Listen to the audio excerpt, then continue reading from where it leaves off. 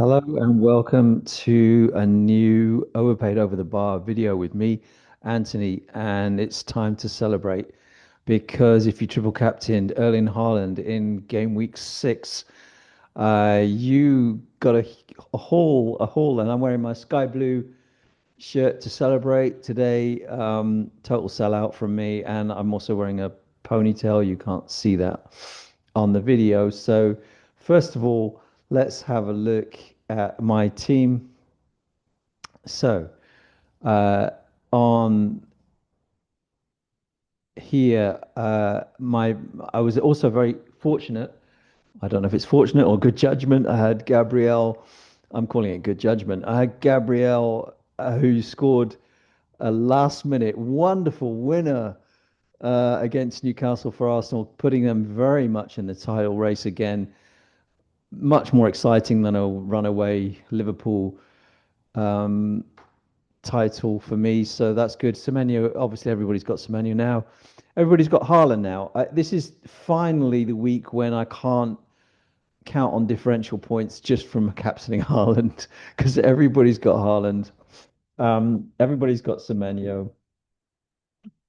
So my rank, which has benefited as much from players that other people didn't have, as much as my own choices, over the coming weeks, I need to just play it safe, really, because if you look at the what they say is the template wild card that a lot of players have already played last week, which prevented them from having a triple captain, which is also another advantage for people who triple captained Haaland. If you look at that template that a lot of people have gone with, it includes Haaland, Joao Pedro, Reinders. Some people have Bruno Fernandes. Some people have an alternative to that. Semenyo, an Arsenal defender, sometimes Gabriel, sometimes not.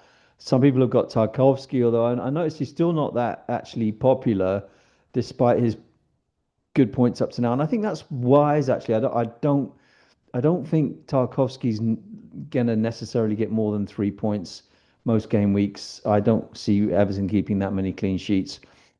Um, so this week I've decided to uh, sell Pedro Porro. I've had two Spurs defenders for weeks and hardly used them at all at the same time. I brought in Senesi. I brought him in before the price rise. I mean, he's had several price rises, but his latest price rise on Monday night. So I've got Senesi for Fulham at home. Now, Fulham's attack has been severely dented by the fact that Muniz is out injured and Jimenez is doubtful. So that I'm hoping for a clean sheet tonight for Bournemouth. That would really set my game week off to a great start. But I mean, Fulham are a good team. There's no reason why Josh King or someone like that can't score. But this was a very interesting game week. Salah owners who don't have Haaland have fallen behind dramatically. So if you're in the top 4 million, you've probably not got Salah at this point. I mean, you might have Salah and Haaland, but if you've got Salah and not Haaland, then really this game week really sorted that out. So we saw rank rises across the board for our players who have Haaland, notably Rob Speak, Matthew White, and Craig even got quite a substantial rank rise with a score of 69. So that was pretty good. At the top, Keith Harper continues his excellent start to the season. And as my most regular viewer, I'm very happy about that. And maybe it's got something to do with him watching these videos. Who can say? I don't know if I've ever said Javier Iwobi and Rice, but he's doing really, really well. Uh, Rice is an interesting one, actually. I saw somebody say today that his actual numbers, underlying numbers, are not that great. Like he's hasn't got much goal attacking potential. But actually, having him now with these Arsenal fixtures coming up, that must count for something because they've got some very good fixtures coming forward. Um, like me, Keith has Gakpo, and I'm sure he's considering getting rid of him if he hasn't already. And I'm also considering getting rid of Gakpo, not this week. Not because I think he'll do well at Chelsea. I might well leave him on the bench. I'm not really sure at the moment, but I'm just waiting to wild card so I can carry over transfers. So I don't want to do more than one transfer because I have one in the bank. But this is an excellent score of 97 by everyone's favorite overpaid competitor. He had Rodon on the bench with 7 points as well. Um, so this is he's in the top 1,000 in Northern Ireland. Um, so and like me, I don't think he's played his wild card yet. I could be wrong. Pretty sure he hasn't played it. So he's a very, very strong position. I would say to Keith, just like I'm saying to myself, is don't try to be too clever at this point. Remember, if you've got a player who's capable of getting points, there's no need to get rid of that player, even if it looks like the grass is greener somewhere else. For example, Joao Pedro, people are saying, oh, he's fallen off. I'm not going for that. I've only just brought him in, and people are now saying he's not worth it, and I got rid of Watkins. So I'm a little bit disappointed that I just didn't hold on to Watkins. But at the same time, I don't think Joao Pedro is one to get rid of, despite what actually a lot of people have done. Because if you look at the transfers out this week, you will see that Sanchez, Chalobah, and Joao Pedro, like people are just ditching Chelsea left, right, and centre. 500,000 transfers out for Joao Pedro. Salah has lost 500,000. I mean, he might well go down in price over the weekend. I mean, it's hard to say, hard to see that. But, and then if you look at the transfers in for this round, um, we're seeing Arsenal across the board as well as Senesi. Semenyo, everyone who hasn't got him is trying to get him. People are finally buying Jadon Anthony. This is probably where he stopped scoring, but he's had 300,000 transfers in. And people are buying, this is very smart, people are buying Ismail Assar, who will go up in price in the next possibly 24 hours. We will see, but not before the deadline. Gay also for Palace, getting a lot of transfers in, also a great buy. Any Arsenal player. By the way, Gyökeres, he played the whole game at home to, was it Olympiacos? Yeah, in the Champions League. And there is a small possibility that he'll be benched for Marino or someone like that in this game against West Ham because because it's before an international break, I can't see it. I think if they were playing another game next midweek, then I could see that benching, but I honestly can't see him being benched. But people are talking about, well, there's a small possibility of that. I'm looking at a transfer in for Gyökeres. I can just get him in for Guiu, which is spending a lot of money, but I have that in the bank. And I'm humming and hawing whether to do it. There are plenty of other good transfers in up front. All of a sudden, Thiago's throwing some form together. I mean, it's a bit of a risk because he's Brentford. Mateta. People say that Paquetá doesn't rhyme with Mateta, but it does if you pronounce them in French and Portuguese properly. Mateta, as we would probably more sensibly call him, is a very good pick still. There's no reason to say he isn't, even though he's not scored that many recently. Voltemada for Newcastle. Vissa has just been ruled out for another 3 or 4 games, another 3 or 4 weeks. So that'll be at least 3 more games for Voltemada because Vissa won't come back in anyway as a starter, presumably immediately. So Voltemada is not doing 90 minutes. It's 66, 83, and 64 minutes, which is the only thing I would say against him. But it's not, I don't think Gyökeres is the most obvious pick. I don't think Gyökeres I mean, I don't think he's a great football player, is my honest opinion, but he certainly will score goals. I mean, I think he's worth getting in now for this run, because he gets about. He's very busy. He doesn't suffer from lack of confidence by the look of him. He's like a tank. I mean, in the best and worst sense, up front. So Arsenal is the way to go this week. It's not very complicated. If you have a look at their fixtures, they have West Ham at home, Fulham away, Palace at home, Burnley away, Sunderland away. I mean, that's a crazy run. So it's whether to go. Let's have a look at Arsenal players. It's whether to go for Saka, Eze, possibly Rice, Gyökeres, Gabriel. Timber is also pretty good. I mean, Ben White played in the Champions League, but he got taken off after 60 minutes, and he was having a bit of a Barney with Arteta at one point about something. I don't see Timber getting displaced by Ben White much at all. So Timber's a good bet, and he's cheaper than Gabriel if you can't get to Gabriel. Obviously, Saliba's also a great bet. So, I mean, depends how your team's already set up. But I mean, I think Saka is a great, I mean, he could be a great differential at this point. His ownership is 7%. Now, this is, one of the best players in the Premier League. Looks like he's fit. I'm just suspicious because I had him in at the start of the season. Wait a minute, Saka. Yeah, Saka, seven. Check. Yeah, 7%. I thought I clicked on Eze. Um, Saka's 7% ownership. What a fantastic football player. Maybe not on penalties. His price is 9.8 now, is more affordable than he was. He's got 266,000 transfers in. So, he's not even hitting 10%. Then you have Eze, who didn't start like Saka, didn't start against Olympiacos. So he's got a very good chance of starting. He's got a higher ownership than Saka, probably because of his price, 13%, but still another differential. Um, with this run of fixtures, who can say that either of these won't hit a haul at some point, even if they don't score every game or start every game? One of these two players is going to hit a haul at some point, in my opinion.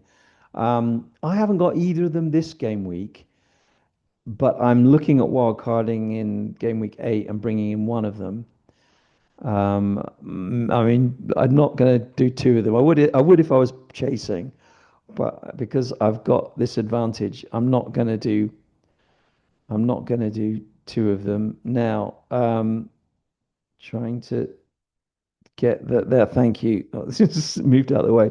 All right. So these are the fixtures for this weekend. Now, there's a Friday night deadline. This is tonight. Do not miss the deadline. Bournemouth players, I think, are good for this. Leeds, Spurs could go either way. Could be either team keep a clean sheet, etc., etc. Arsenal, West Ham is the gimme.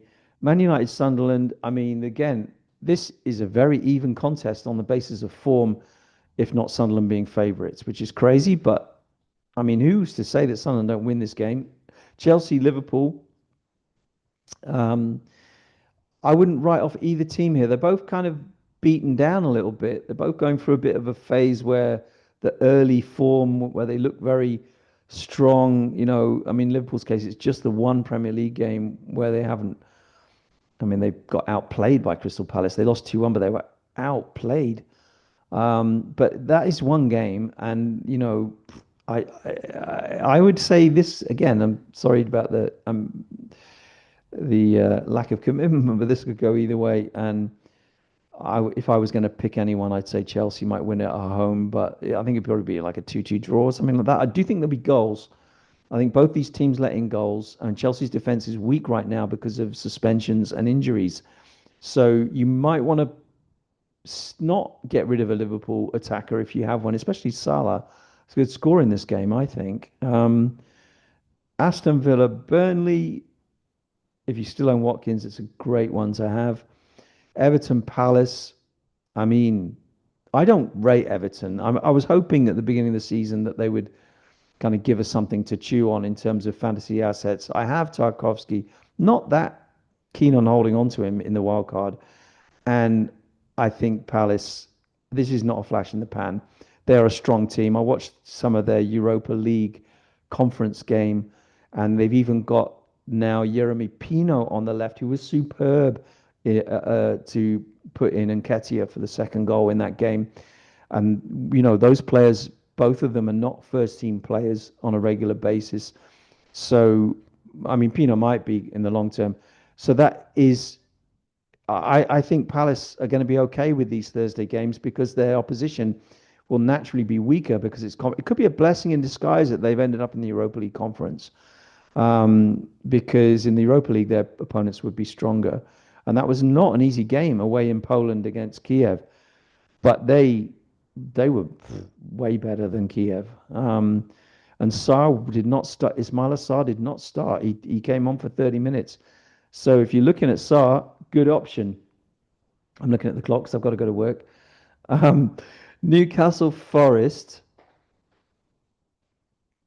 I mean, Forest. Again, I watched some of Forest game, and they look quite good going forward. Anderson is a really, really good player, but he's in the new formation. Hey, Anderson has a lot to do in that central midfield. They're not tight. They're not. They under Nunu, they shut down the midfield. It's not like that at all now. So I mean, because were chasing the game, but Anderson, although he's a really good player, he had to. I mean, he's probably quite a good pick still. I think he's the only Nottingham Forest pick you'd possibly look at now. There's no defender because he could get an assist, but he could also get defcons. I'm looking at him in the wild card. He's fallen in price to 5.4. I'm thinking about him. As far as Newcastle goes, they are on the best fixture run of every, even better than Arsenal's. Maybe not, but very similar to Arsenal. Have a very good fixture run right now. Do not neglect Newcastle United. That you could pick up a defender, you could pick up Anthony Gordon. You could go for Voltemada. I think one of those three, a defender, Gordon, or Voltemada, could be a really good pick right now. And don't be surprised to see them return on Sunday. And on Sunday we have 4 o'clock, sorry, 2 o'clock kickoffs, which is a bit weird. And only two 3 o'clock kickoffs on Saturday afternoon. Strange one, probably because of the international break coupled with the Champions League. So things get shifted. We have six English teams in the Champions League, and then another three in Europa League and Conference. That's nine English clubs participating in European competition, which is absolutely mad, really. Wolves, Brighton look much better now. Minte looks like a really good option.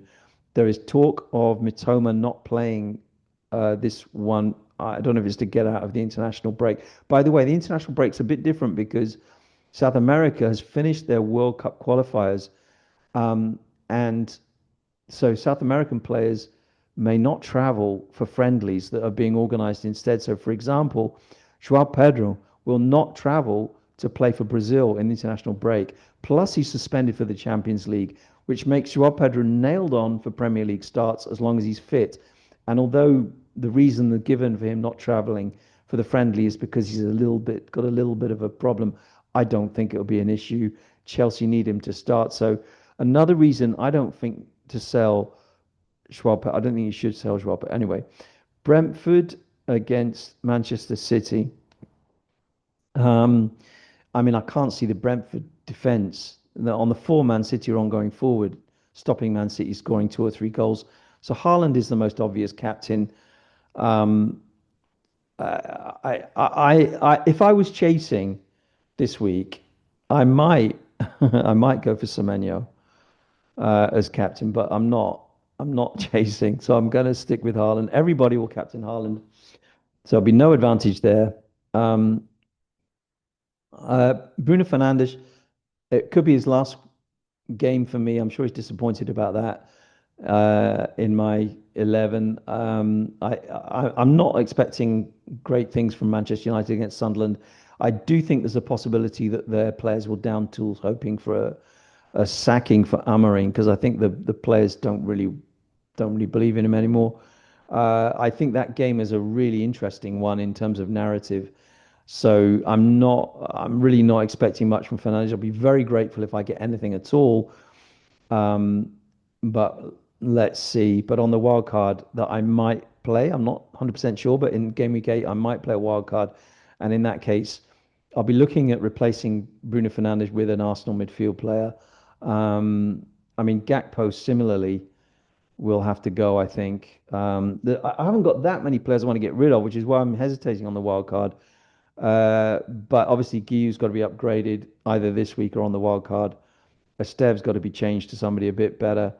Paquetá may very well get rid of on the wild card. Tarkovsky, I will probably get rid of on the wild card. and maybe upgrade Petrovic to Pope or Raya or someone like that. But I'm not really giving it much thought at the minute because I'm waiting to see how things pan out. So that's it from me. I enjoyed the Champions League this week, although there weren't that many really good games. A lot of games like the Arsenal games with teams just seeing out, and I didn't see enough of the Galatasaray overturning of Liverpool. I really don't think Liverpool fans should be too worried, to be honest. I am a bit worried about Salah. I mean, he was on the bench in that game, and I don't know. The guy just doesn't look all that happy in a minute. But he could come back, and I'm seriously thinking about trying to get him back if he comes back. But anticipating the future right now is not something I'm particularly strong on. When I'm getting into this position of top 100K, which is amazing. But I was in this position last year, so my rank is 63K now. After game week 6 last year, I think I was 30K. Um, when I happened to get rid of Haaland just as he fell off and captain Palmer and then Saka and just got huge rank rises in those weeks. But then my wild card was wrong and I didn't get people like Chris Wood, Forest Defenders. There were lots of people that I missed out on that other people had, and I lost a lot of ground between game week 7 and and the halfway point of the season. So what I'm trying to do this season is to avoid that situation by just getting the ones that everyone else has got, which is very boring. But I don't know how many weeks I'll do it for. But I'm not going to try and be too clever at this point. All right, have a great game week, everyone. It's great to see uh, players that are engaged rising up. You got John here in fourth. Robbie, who was writing off his season only 2 weeks ago. Look at this now. His game week history. If we look at this here, he was overall rank 5 million in game week 4, overall rank 2 million in game week 6. So don't sit there and go, my season's gone. It's too early. It's too early. Get on it. Get on it. Just make simple moves. Don't overthink it. That's my advice. I know you hate it when I preach to you and from a point of being first in the league, um, which is why nobody watches me except Keith. Thank you, Keith. I hope you're great. You're the only one watching at this point. It's the end of the video. Have a great weekend, everybody. And I will see you next week, hopefully with a guest. Okay, be the international break, but I want to do an international break type one. Okay.